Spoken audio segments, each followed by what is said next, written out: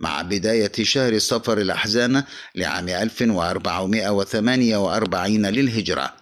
باشر طلبة حوزة المحقق الكركي قدس سره العلمية إحدى المؤسسات التابعة للمرجعية في مدينة كربلاء المقدسة، باشروا برنامجهم السنوي للتوعية والتبليغ الديني الخاص بهذا الشهر، ونظرا لتزامن شهر الصفر مع الزيارة المليونية للأربعين الحسينية، يشمل البرنامج إقامة المحاضرات الدينية والإجابة عن الأسئلة الشرعية والعقائدية للمؤمنين والمشاركة في المواكب والهيئات الحسينية. كما يحرص طلبة الحوزة خلال لقاءاتهم مع خدام المواكب على نقل توجيهات وتوصيات المرجع الديني سماحة آية الله العظمى السيد صادق الحسيني الشيرازي دام ظله، والتأكيد على أهمية خدمة زائر الإمام الحسين عليه السلام.